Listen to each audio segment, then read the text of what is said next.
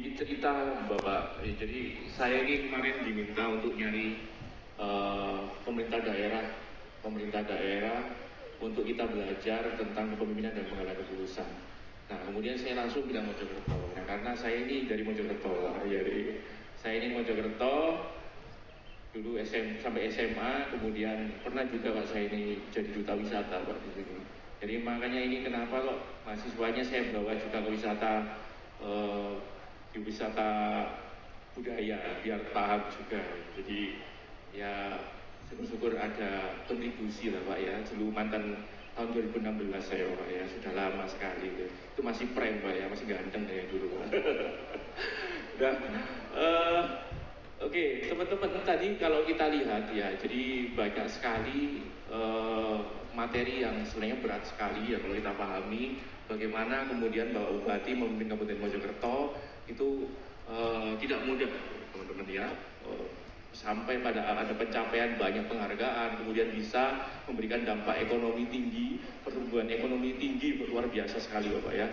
Nah, yang menarik ini Bapak ya, mungkin ini sambil teman-teman bisa menyiapkan pertanyaan ya, jadi mungkin saya buka dulu Bapak ya. Jadi kalau tadi kan dipaparkan bahwa ini ada satu fenomena di mana bupatinya itu masih muda, kemudian jajarannya banyak yang usianya lebih dari Mbak Bupati. Nah, itu kan kalau kami pelajari, memang kadang-kala usia itu juga menimbulkan kadang orang-orang yang dipimpin itu jadi ada demotivasi, Bapak ya kadang itu. Kayak motivasinya kurang gitu ya, karena ngerasa mungkin masih muda yang mimpin. Nah, itu kan satu upaya yang luar biasa bisa mengkolaborasikan antar generasi. Kemudian tadi saya ingat Bapak bilang bahwa kami itu juga belajar dan akhirnya artinya kan saya melihat tidak ada demotivasi di sana, muncul motivasi tinggi. Nah, kemudian yang ingin saya tanyakan itu kalau pengalaman Bapak kemarin bagaimana sih Pak Bupati itu dalam bisa mengkolaborasikan antar usia ini bisa saling termotivasi untuk sama-sama membangun Kabupaten Mojokerto itu bagaimana Bapak? Baik, terima kasih. Kalau saya tarik benang merah, jadi hubungannya kaitannya dengan kepemimpinan, usia, dan profesionalisme. Ya, leader di sini adalah Bupati Mojokerto. Di level itu ada bawahan-bawahan ya, ada staf ahli, ada asisten, ya ada sekda, ada staf ahli, ada asisten, ada kepala dinas, ya kepala OPD, ada kepala bagian, ada camat dan terus ke bawahnya. Teman-teman kepala OPD untuk mencapai kepada titik-titik tertentu itu ada tahapan, ya ada tahapan dan ada persyaratan ya. Persyaratan teknis, ya, persyaratan khusus yang dimiliki.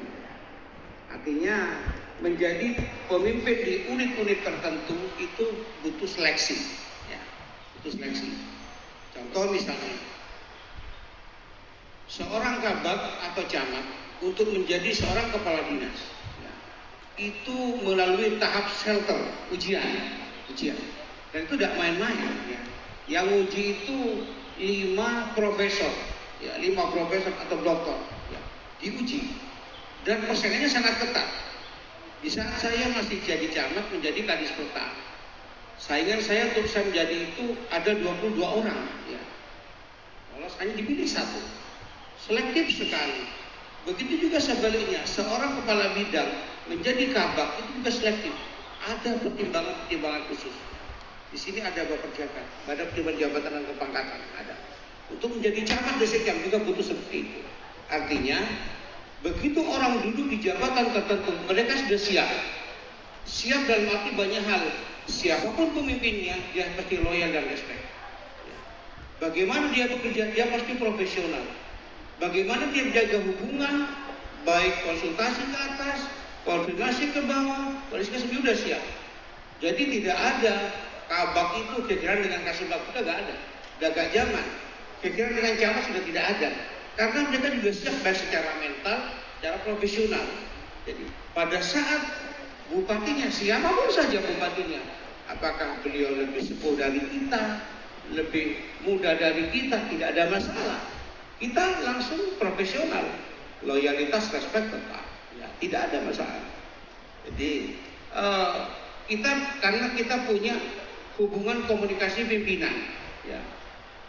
Nah, agar itu tetap terjaga, nah itu tugasnya BKPSDM. Banyak kegiatan-kegiatan untuk tetap menjaga hubungan yang baik, ya, antara bawahan dengan pimpinan, pimpinan dengan pejabat yang lebih tinggi itu terjaga, ya. Jadi sekali waktu, ya, Pak Bupati, beliau sangat care sekali, ya. Karena itu saya bilang, walaupun dia sangat muda, karena basicnya dia juga pesantren beliau, ya. Jadi sudah bisa membaca karakter anak buahnya, ya. Lek Nuryadi ku diapakno, ya. Kalau Budian diapakno, ya toh. Kalau Pak Yuda itu diapakno, ya. Kalau Pak Aldi diapakno, dia sudah tahu, dia bisa memilih. Nah, ilmu ini yang adik-adik harus memiliki, memanage bawahan. Kalau sudah punya ilmunya memanage bawahan, adik-adik siap jadi pemimpin. Siapapun bawahannya, ya, siap, nggak ada masalah, ya. Karena itu BKPSDM juga banyak kegiatan, ya, ada kegiatan kebersamaan dan sebagainya, sehingga apa, hubungan selalu tetap terjaga. Nah, ASN, ya, kebetulan saya sendiri alumnus STPDN, ya, Pak Nunu itu APDN, Pak Ari juga STPDN, ya. Ya Budian tuh ilmu serius, Pak, sekolah temenan itu. Ya, saya nggak begitu serius. Pak Edi Taufik itu juga STPDN junior saya. Ya. Kita di sana dicetak. Tadi saya sampaikan pada posisi cetak, dicetak menjadi ASN yang loyal dan respect pada pimpinan, siapapun saja. Tidak perlu peduli agamanya, tidak perlu jenis kelaminnya, tidak peduli umurnya, tidak perlu latar belakang, tidak perlu. Ya, tetap kita awal respect pada pimpinan. Nah itu, kan apalagi Pak Bupati masih muda, wah, semua sangat inovasi sekali. Ya, beliau penguasaan teknologi digitalnya luar biasa. Jadi kalau ikuti Instagramnya itu followernya jutaan itu. Ya, ya mereka ganteng, ya, ganteng, nom, pinter. Ya, itu, karena adik-adik itu ya, jaga itu ya, pinter, kan. Kalau cewek ya cantik, ya itu, pinter gitu ya, itu, kira seperti itu.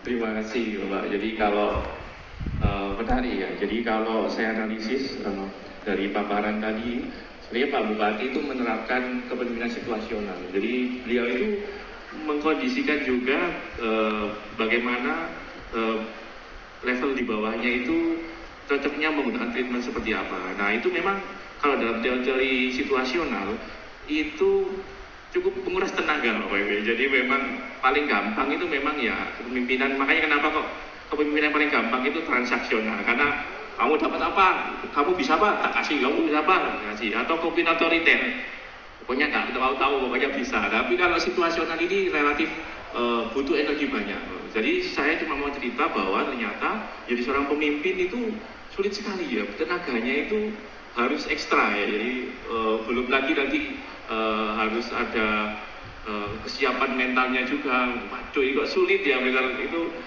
kalau dalam situasional cukup sulit untuk adaptasi kalau tidak bisa siap mentalnya. Nah, itu diskusi menarik saya paparkan awal ya. Setelah ini silakan teman-teman